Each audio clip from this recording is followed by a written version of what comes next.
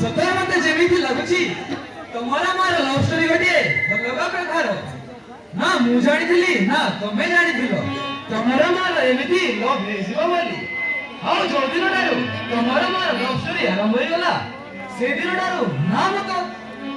ନା ମୁଁ ତମକୁ ନ ଦେଖି ରହିପାରୁଛି ନା ତମେ ମତେ ନ ଦେଖି ରହିପାରୁଛ ଆମ ପ୍ରେମର ଶୁଭ ଆରମ୍ଭଟା ବହୁତ ଭଲ ଶୁଭରେ ଆରମ୍ଭ ହେଇଥିଲା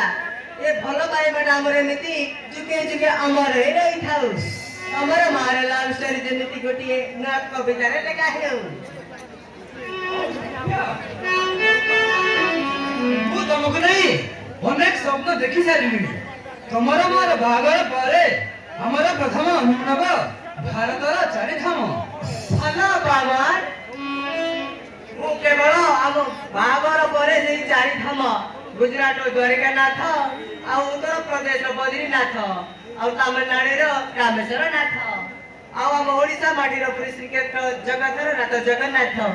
ଆଉ ତମେ ମତେ ନେଇକି ଯିବ ସତରେ ମୁଁ ତୁମକୁ ଭଲ ପାଏ ମୋର କେତେ ସୌଭାଗ୍ୟ ଚାରି ଧାମର ଚାରି ଠାକୁରଙ୍କ ଦର୍ଶନ ମିଳିଯିବ ମତେ ନିଶ୍ଚୟ ହେଲେ ସେ କଥା ଛାଡ଼ ଦିବ୍ୟ ଏବେ କୁହ ଆଜି ଆମେ କୋଉଠି ବୁଲିବାକୁ ଯିବା ପାର୍କ ଯିବା ନା ଫିଲ୍ମ ଯିବା ତୁମ ଇଚ୍ଛା ତମେ ଯୋଉଠିକୁ କହିବ ମୁଁ ସେଇଠିକୁ ଯିବି ମୁଁ କଣ ମନା କରୁଛି କି ଯିବା ଯେ ତା ପୂର୍ବରୁ ଏଇଠି ଏଇ ସବୁ ଗୋଟିଏ ଗରମା ଗରମ କିସ୍ ମାନେ ଚୁମ୍ମା ଆମର ଏଇଠି କିସ୍ କରିବି ଆରେ ହଁ ଅସୁବିଧା କଣ ନା ବାବା ନା ଏଇଠି ପାରିବନି ଏଇଠି ଆମକୁ କେତେ ଲୋକ ଦେଖୁଛନ୍ତି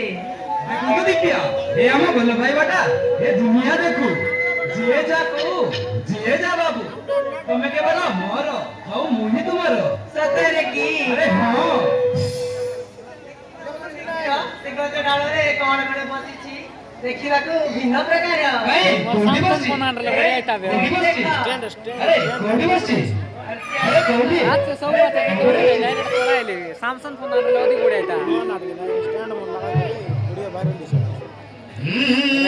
ରେକର୍ଡିଂ କରିଦେବି